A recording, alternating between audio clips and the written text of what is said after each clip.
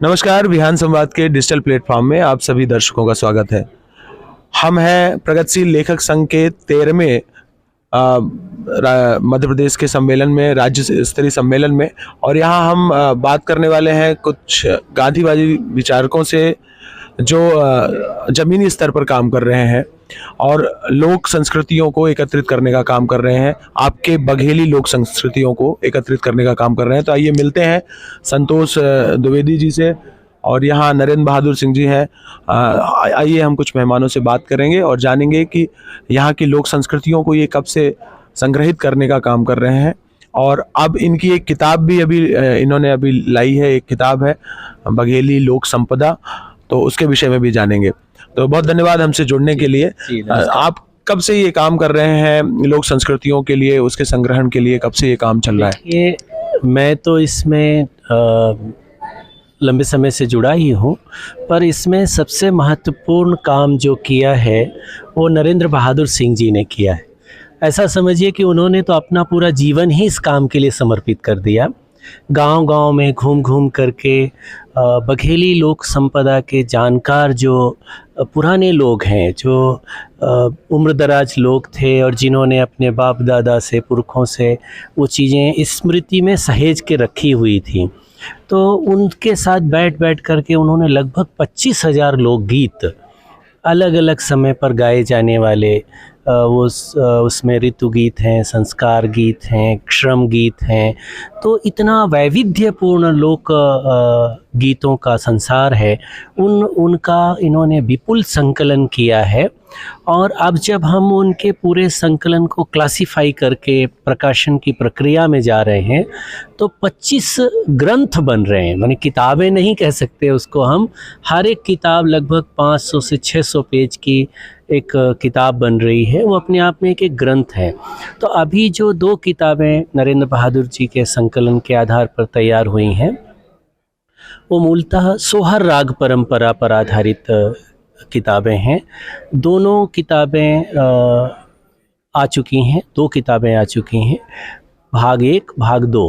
तो हम लोग कोशिश ये कर रहे हैं कि नरेंद्र बहादुर जी ने जो संकलन किया है, बघेली लोक संपदा का जो विपुल संकलन है उनका, उसको डॉक्यूमेंट किया जाए, उसको पब्लिश किया जाए।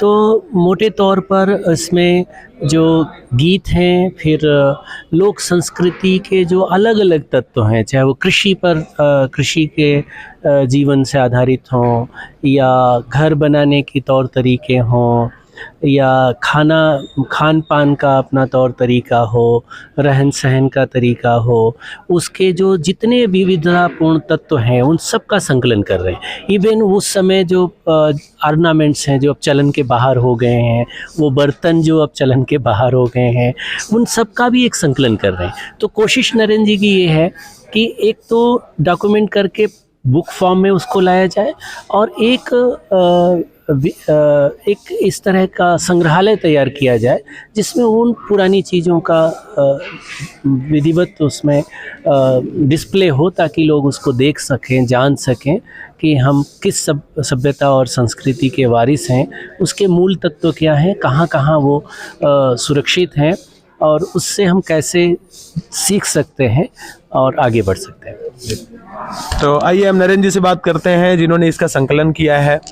नरेंद्र जी, कब ये विचार आया कि आपको गांवों में जाना चाहिए और इस तरीके का संकलन करना चाहिए, जबकि आज के दौर में कुछ अलग तरीके का साहित्य चल रहा है? फिर भी आपको ऐसा क्यों लगा कि हमें गांवों के बीच में जाना चाहिए और वहाँ से इस तरीके की चीज़ें लेनी चाहिए? साहित्य तो कभी भी चले रहेगा, तो वही जन की ही बात करेगा, और लोग जन की बात करता है। तो ये तकरीबन 8-9 साल हो गए जब नाटक किया था हमने लतमरबा। तो लतमरबा नाटक में नीरज भैया, रोशनी भैया निर्देशन किया था नाटक, उन्होंने लिखा भी था। तो उस नाटक में बहुत सारे गीत थे, और गीत के साथ साथ जो जीवन शैली थी लोक की, वो भी उसमें थी, क्योंकि कहानी भी गांव की ही थी। लतमरबा हमारे यहाँ जो चौखट होती है नीचे, उसको बोलते हैं, घर में जो दरवाज़ा होता है, तो उस पर कहानी थी एक, तो उस पर नाटक हुआ था। तो सारा जो नाटक जीवन शैली थी वो लोक की थी। तो मुझे लगा कि इस तरह के बहुत सारे गीत हो सकते हैं। और इसके पहले हमने खैरागढ़ में भी नाटक देखा था, तो वहाँ से भी देखा था कि यहाँ की लोकगीत कैसे प्रयोग करते हैं। तो नाटक में लोकगीत प्रयोग करने के हिसाब से ढूंढने निकला, और जब देखा कि इतना विपुल संपत्ति है यहाँ, यथा समुद्र की तरह है, तो फिर लगा कि ये ढूंढे की लिखित फॉर्म में कहीं है कि नहीं।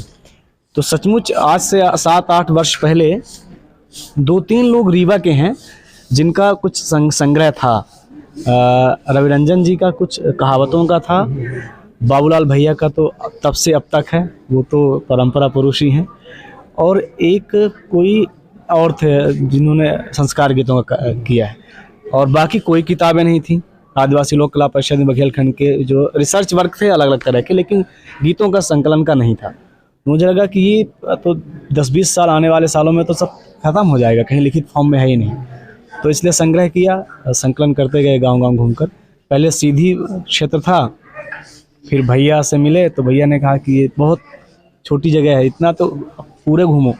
तो फिर अनूपपुर, उमरिया भैया के साथ, भैया कह रहे हैं संग्रह, भैया के साथ संग्रह खूब किए हैं, खूब गांव-गांव घूमे हैं, कलाकारों से मिले हैं, संग्रह किया है, अभी अनूपपुर में कर रहे हैं। और जो म्यूज़ियम फॉर्मेट में आने का है वो भैया का ही था कि सिर्फ लोकगीत ना रहें। लोकगीत तो वो जीवन शैली से निकले हैं, जब तक वो जीवन शैली नहीं है तो वो गीत जुड़ेंगे कैसे।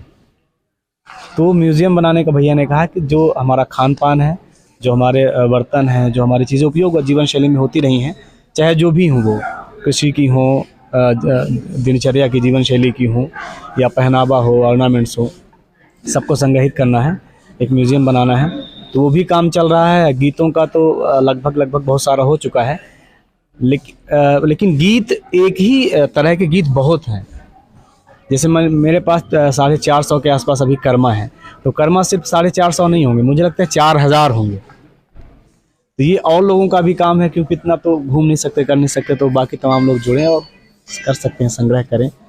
तो जो हमारे पास 100, 200, 400 में है, वो 4000 हो सकता है। इस काम का, इस नरेंद्र जो किया है ना, इस काम का महत्व आप ऐसे समझिए कि कोरोना के समय में आप सब जानते हैं कि बड़े पैमाने पर डेथ हुई है, और जो काफ़ी उम्रदराज लोग थे उनकी काफ़ी डेथ हुई है।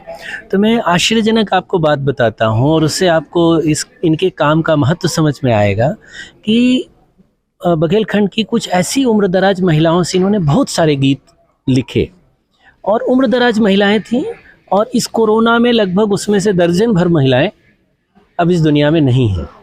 अब आप समझिए कि कोरोना के पहले तक अगर ये नरेंद्र उनके पास नहीं जाते, उनकी स्मृति में जो गीतों का भंडार था उसको अगर लिख नहीं पाते, तो वो सारे गीत उनके साथ ही विदा हो जाते, क्योंकि वो जो गीत उन महिलाओं से इन्होंने दर्ज किया है वो अब उनके परिवार में ही कोई नहीं जानता। क्योंकि जब से ये मोबाइल, टीवी और ये सारा ये तंत्र आया है, तो उससे जो स्मृति की परंपरा रही है हमारे समाज में कि पीढ़ी से एक पीढ़ी से दूसरी पीढ़ी तक वो स्मृतियाँ स्थानांतरित होती रहीं, वो सब समाप्त हो गया। अब आप जानते हैं कि अब कोई दादी नानी की कहानी भी नहीं होती परिवारों में, तो ना तो लोक गाथाएं अब ट्रांसफ़र हो रही हैं दूसरी पीढ़ी तक, और ना लोकगीत ट्रांसफ़र हो रहे हैं। तो अब जो चीज़ें उस उम्रदराज, उस पिछली पीढ़ी के स्मृति में हैं, अगर हम उसको दर्ज नहीं कर पा रहे हैं तो समझिए कि उसके साथ वो जाने वाली। तो नरेंद्र को मैं इसीलिए इनके काम के प्रति मेरा सर झुकता है, सैल्यूट करता हूँ कि इन्होंने उन सब लोगों से इतने बहुमूल्य चीज़ें दर्ज की हैं, अब वो हमेशा के लिए अमर हो गई। अब जब वो डॉक्यूमेंट हो गई, किताब फॉर्म में आ जाएंगी कल वो आने वाले समय में, तो निश्चित रूप से वो उसको पढ़ जान करके, रिसर्च करके वो एक दरवाज़ा खुल गया, अब कोई भी उसमें काम कर सकता है। लेकिन अगर हम वो इस रूप में नहीं होता तो जाहिर है कि वो समाप्ति हो जाता, और ऐसी बहुत सारी चीज़ें विलुप्त प्राय हो गई जिसको हम जानते ही नहीं। तो ये मैं समझता हूँ कि लोक संस्कृति के संरक्षण का ये अद्भुत काम है, और इस काम को लोगों के सपोर्ट की भी दरकार है। अब देखिए, ये ऐसे बड़े काम होते हैं जिनको आप नरेंद्र श्रम तो लगा सकते हैं, लेकिन संसाधन कहाँ से लाएंगे। एक आदमी अपना जीवन लगा सकता है, लेकिन जो स्ट्रगलिस्ट है, सोशल एक्टिविस्ट है, उसके पास संसाधन नहीं होते हैं। अब इस तरह के काम को जब एक बार संकलन हो गया है, अब उसको पब्लिश करना है अगर, या कि स्मारक बनाना है, संग्रहालय बनाना है, तो उसमें संसाधनों का रोल आता है। तो मैं आपको बताऊं कि अब किताब छापने जाते हैं तो वो भी एक महंगा काम है। तो अभी हम लोगों ने फेसबुक पर एक सिंपल अपील निकाली थी कि बघेली लोक संपदा के संकलन और प्रकाशन का ये काम हो रहा है और हम चाहते हैं कि लोक का ये काम है और लोक के ही पुरुषार्थ से ये संभव बने। तो इसके लिए लोग अपना कंट्रीब्यूशन दें और उसको 2-3 तरह से कंट्रीब्यूशन हो सकता है कि कोई एक किताब पब्लिश करने के लिए कह सकता है कि ठीक है, हम जो ये बघेली लोक संपदा की जो सीरीज़ आ रही है उसमें एक वॉल्यूम हम उसके प्रकाशन का खर्च देते हैं। या कोई ये कह सकता है कि हम ये जो पूरा वांग्मय आएगा ये हम इसका एडवांस बुकिंग करते हैं।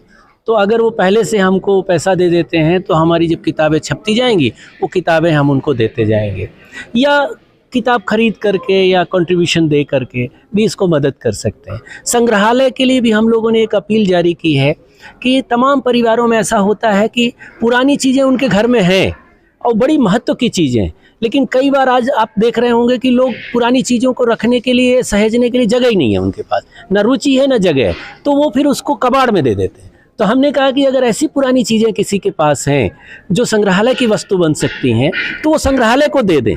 हम उसमें उनको बढ़िया से डिस्प्ले करेंगे कि ये जो वस्तु है, संग्रहालय की ये वस्तु है, ये फला परिवार ने हमको डोनेट की है। तो ऐसी पुरानी चीज़ें संग्रहालय के लिए देकर लोग मदद कर सकते हैं। संग्रहालय का डिस्प्ले बनाने में जो खर्च आ रहा है उसमें कुछ कंट्रीब्यूशन दे के मदद कर सकते हैं। किताबों के प्रकाशन में रुचि लेकर के या उसकी खरीद करके उसकी मदद कर सकते हैं। तो मुझे लगता है कि एक महत्वपूर्ण काम था जो नरेंद्र ने किया है। अब दूसरा महत्वपूर्ण जो काम है वो समाज के ऐसे सब तत्वों को करने की ज़रूरत है जो मानते हैं कि ये लोक संपदा के संरक्षण का और संकलन का काम होना चाहिए, उनको भी अपना कंट्रीब्यूशन देने की ज़रूरत है। तो नरेंद्र जी से ही जानते हैं एक और बात कि ये जो सफ़र आपका रहा, ये जब आपकी शुरुआत हुई उसमें बहुत सारी मुश्किलें आई होंगी। आपका स्केल कितना बड़ा है अभी जो बघेलखंड का को आप स्केल मानते हैं, जिसमें रीवा, सीधी, सतना, शहडोल, उमरिया, अनूपपुर आता है, और क्या ये क्षेत्र बड़ा है और इसी के अंदर आप अभी लगातार काम करते रहेंगे? बिल्कुल, सोचा तो ये था कि बाकी क्षेत्र में भी जाएंगे, लेकिन यही इतना है कि निकल नहीं पाएंगे। लगता है 1-2 जन्म 3 जन्म चाहिए इस काम के लिए। अब समझिए कि सोहर मेरे पास 700 के आसपास संकलित हैं और बहुत कम क्षेत्र मैंने कवर किया, अभी पूरा नहीं किया है। जैसे यहाँ जो सोहर गाते हैं अनूपपुर में, वो ट्राइबल सोहर है, उसकी धुनी अलग है, उसके जो वैचारिक स्तर पर जो तत्व होंगे, विषय वस्तु बिल्कुल अलग है, क्योंकि इनका जीवन शैली अलग है, हमारी तरह नहीं है। हमारे यहाँ महिलाएं जो है ज़्यादा शोषित पीड़ित रही हैं, तो सोहर में वो उनकी बात है, लेकिन यहाँ नहीं रही हैं ट्राइबल बेल्ट में, तो यहाँ दूसरी बात है। तो मुझे लगता है कि एक वहाँ काम कर रहा है तो एक कोई यहाँ होना चाहिए, लेकिन इस रुचि के लोग अभी आ नहीं रहे हैं, आएंगे शायद। तो बहुत काम यही है, तभी संभव नहीं है कहीं दूसरी जगह जाना। एक और महत्वपूर्ण बात यह है कि आप देखें कि मध्य प्रदेश की जो मुख्य बोलियां हैं उसमें आप मालवी ले लीजिए या निमाड़ी ले लीजिए या और दूसरी जो बोलियां हैं उसमें बहुत काम हुआ है और उसका उसमें बोली विकास परिषद और आदिवासी लोक कला परिषद और मध्य प्रदेश शासन के जरिए बहुत सारा काम इस तरह का हुआ है, उसका विपुल संकलन भी आपको मिलेगा। लेकिन आप ये देखें कि एक तो बघेलखंड का जो क्षेत्र है वो भी थोड़ा छोटा ही है, इसमें 7 डिस्ट्रिक्ट्स हैं और लेकिन इस पर काम भी व्यवस्थित नहीं हुआ है। आप नरेंद्र के पहले अगर आप काम देखें तो बहुत छुटपुट काम आपको दिखाई देगा, लेकिन बघेली के स्तर पर काम यहाँ पर हुआ नहीं। मुझे लगता है कि ये सबसे पहला महत्वपूर्ण काम जो हो रहा है, जो बहुत व्यवस्थित तरीके से हो रहा है, दोनों स्तर पर हो रहा है, साहित्य के स्तर पर भी और संग्रहालय के स्तर पर भी।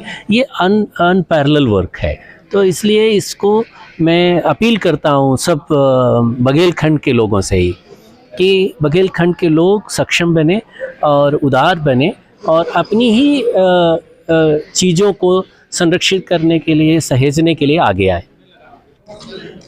सब जने जो बघेलखंड क्षेत्र के लोग हैं, दूसरे क्षेत्र के लोग जो लोक संस्कृति लोक समाज से जुड़ा था, प्रेम करा था, सब जने एक प्रकाशन खातिर, लोक संपदा के प्रकाशन खातिर और म्यूजियम के स्थापना हो तो म्यूजियम जो संसाधन लागी उसके खातिर अपने अपने स्तर पर सहयोग कर सका था। तो ये थे बघेली लोक संपदा को संरक्षित करने वाले, यहाँ हमारे पास उनके कलाकार, जो आप देखते रहे होंगे पुराने ज़माने में हर चीज़ों के अलग अलग गीत होते थे, उन्हीं गीतों का संकलन अलग अलग जगहों पे जाके, उनकी वस्तुओं का संकलन जो पुराने ज़माने में उपयोग में आती थी वो उसका संकलन कर रहे हैं। तो ये एक बहुत बड़ा काम है। मैं आपसे भी अपील करता हूँ, विहान संवाद की तरफ से भी अपील करता हूँ कि आप इनका सहयोग करें, जिससे आपके जो पूर्वजों का जीवन रहा है उसको संरक्षित करने में ये आगे भी काम कर सकें। सहयोगी शिवम के साथ रवि शंकर, विहान संवाद, इंदौर।